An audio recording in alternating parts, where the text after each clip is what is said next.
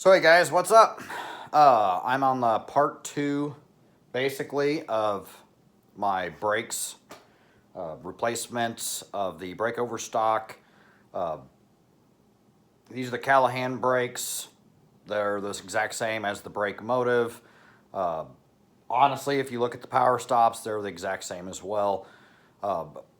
As far as appearances go, everything went absolutely smooth. I got everything installed. I did not do time lapse and stuff of it, but I'll show you guys kind of some before and afters. Do we wear on my before and after? And I realized that when I looked at the pictures that I had taken, yes, one's of the back, then one's of the front. I don't know what I was thinking. I was actually trying to get a better shot because the rears have a spacer on them, and the fronts do not right now. I took the spacers back off because with the flares, it looks fine. The forward axle on the front's actually a little wider in the first place, so now the tires appear to be completely lined up, whereas before the actual fronts sit further out. But anyway, it's easier to see those brakes when I was on the front, and then I realized, well, your first picture, dumbass, is of the back. So you guys can comment on that, but I already caught it myself, so no need to bash me too much. So I want to show you these old brakes, because I had some issues. I had sticking calipers. I knew the back brakes didn't seem right, and I'll show you those rotors because, good God, those are horrible. I also replaced, there's 5 rubber hoses that need to be replaced after a certain period of time, whether it's 10 years, 15 years, depending on how hard you use your truck. My truck's a 2005, so those 5 rubber hoses, been on that truck, it's 2020, so 15 years, and that's a long time, technically 16. So anyway, let me show you these.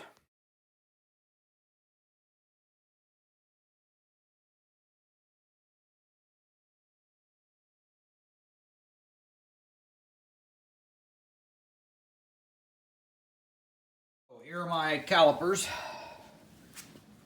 Now, the rears. Brake pads were getting there to where it's time to start thinking bad about it. Now, when I first bought my truck, these, I guess the front brake pads would technically have about 60,000 miles, just a little under on them when I first bought the truck. That's one thing I noticed. I saw the blue on the front pads, stuck my head as far as I could, something I was trying to check out, but I couldn't see the rears. But I assumed, oh, if you did the fronts, you did the backs. No, they did the front slap, because I know back when I looked at it, the front rotors were not great looking, but they weren't bad. So yeah, these are worn pretty darn good, and you can tell this is 20 years of love right here. Road salt of Illinois, mud, dirt. I keep my truck as clean as I can, but they're a Ford. They're pretty good at rusting. Now, this is what, these pads look great to a certain degree. This was my passenger side. I actually thought this was the problem one. It's when it gets hot, I'm pulling 10,000 plus load, and then you're having to use the brakes on off ramps and stuff.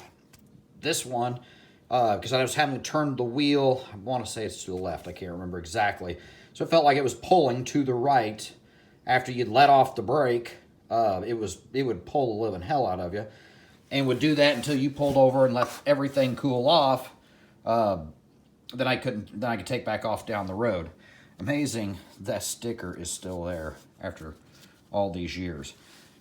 This one's the one that got a little hot at some point. If you could tell the difference between how this metal is, the way it's supposed to look, and that, I call it burnt metal, where it got so hot, it burned everything off of it. It's probably glowing red. The blue is completely gone off that pad. And another neat part, well, the springs completely destroyed. These are set in the exact same position. I've messed around with them going, oh, it's just not in the right spot. No, it's bad. And the backing, you could tell this is burnt through here. It caught on fire, or at least smoldered it to nothing. But that inside pad is quite a bit less than the outside pad, so apparently this one wasn't doing too healthy either. Anyway, SOBs are done. Now another part, I don't have to send these in. Here's my cores, brackets included, with brake overstock, the ones I bought, no core charge, do not have to send them back. I thought that was a little odd. They have wording on there that if the packaging and everything's there for it, you needed to pay attention to, does this one require you to send your cores in? And to make sure that you get them in within 30 days. I didn't have that. I kept re-looking at it just to double check. I even saved all the boxes. So I don't have to worry about that. So maybe I might keep them to rebuild. I might try to see if anyone wants them as cores. Maybe get just a little bit back. I replaced the other wheel bearing I hadn't replaced yet. But that one's still good. I will be saving that just in case I have a bearing that goes out. Oh, my dogs are going off in there. They want me to go. So, do have a neat little story on the parking brakes. So, my truck does not have parking brakes on it. Let me switch this around. Back to my pretty face. So, we have a little problem. So, when you buy brake pads and whatnot for your F250s, they're not going to send you the parking brakes. They will be it's a separate brake than a normal car, truck. So, the back brakes, the rotors, they have drum setup on the inside of those rotors. It's extra, deep to put, and they have pads in there. So you have technically 4 brake pads, 2 for the main caliper, and then there's 2 set up for the drum. That's your parking brake. I didn't realize maybe that's where I gained about 3 miles per gallon back on my truck. I've got the brakes broke in, took it for a few drives already, using it again, and I'm at 3 miles per gallon on the Liometer. So I think we did have a problem. So when I took the right rear one off, the brake pads just fell out on the ground. So, yep, just fell out. Don't know what to think about that. They were in there twisted all cockeyed and sideways. Some really weird marks going around the inside of that drum. And I wasn't prepared for that situation, so pardon me, I readjusted the brackets for now, left the metal shoes sitting there. I got to get parking brakes for it later. I'm the only one who really drives my truck, but if basically the person in my house that may drive my truck, I warn them, do not use the parking brakes, but we live in Illinois. We don't have hills in central Illinois, so there's no need really for the parking brakes. No one's going to be putting the boat in except me, so no, don't use parking brakes because it's going to be pretty bad. The other side was a little different story. It wouldn't come off. The rotor was just stuck but good. And I put some heavy-duty marks in the rotor trying to beat it off to find out that the parking brakes were grooved in there. And they were all twisted for another reason. The actual backing plate that those parking brakes ride on was disintegrated. It's a Ford. They rust pretty good in places. And that was another bad rust point. So I pulled everything off of it basically because it fell the rest of the way out. Had to pull one spring off and everything disintegrated. So I cleaned everything up for now. And I'm going to have to it's not been easy to find that actual parking brake backer that it needs. But in the process, that means you have to get the special spindle nut to take the outside axle part off the hub. You'll need an axle seal because they say if you do pull them off, you really want to put a new axle seal on every time you do that. I believe those rear tapered bearings back there actually are lubed by the gear lube that's in the pumpkin. They're not by themselves in there. So you're going to you want to jack that side of the truck up that you're working on so that way the lube goes the other way instead of spilling all over the floor. But all that's got to come off to get that actual backing plate on there. The other side, I thought, hey, when I get my parking brakes in, I pull everything back off. You could switch out the pads for the parking brakes without taking that off, but since the backing plate is gone, it's behind that hub. So I'm going to have to get a spindle nut because that's a very special spindle nut. That's not something I can DIY backyard very easily, so I'm just going to spend, I don't know, the 30 bucks and buy the damn thing so I can have something else to fill up my toolbox with shit that I'll use 3 times my whole life. So head outside real quick where I cataloged my rotors in a expert spot of junk, and take a look at those because you'll really laugh at those. You like my little junk pile? Used oil I gotta get rid of. Oh, so I threw these out here until I get to the junkyard. These are the rears, as you can see, a little bit deeper. Maybe you can see the difference if you've never seen them. We're upside down right now, but so these are the fronts. And from the outside view, the fronts aren't horrible. Sorry, front. Outside front, about the same way. Flip that over. That's not from beating on it. It was not working. These are all pits. Horrible pits. And then the brake pad, while it looks full, was not contacting the whole thing. And I think those are, at first I thought the outside didn't look horrible, but you get to looking at them, it's like, I think those are the original rotors that came on these trucks. Yeah, these look pretty shoddy. And then again, same problem. There's the inside, just horrible.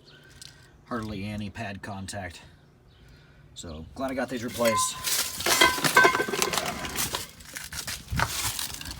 So, these are the drilled and slotted. You've seen the first video. A little red showing through.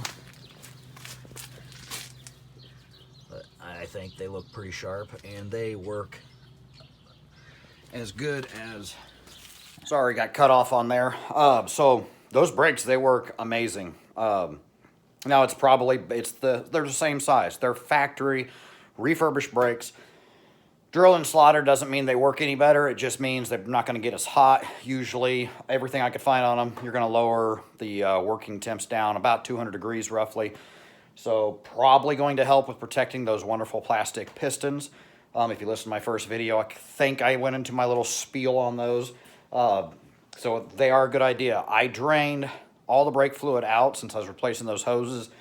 That made it pretty easy. While the lines are all open, it just dumped the brake fluid pretty easily that way. Brake fluid coming out did not look healthy at all. It was very dark brown, and actually it was dark brown. That's weird that it's a T line coming out to the back, and the right was really dark brown, and the left was just a light murky color. Looked more like motor oil than it did brake fluid, but the brake fluid, when you pour it in, is absolutely crystal clear. So I did a lot of, I went through 3.5 quarts of brake fluid to get everything changed and filled back up. So if you do this, you will have to go through quite a bit of brake fluid, but you want to get all that air out, and you want to make sure it's coming out crystal clear.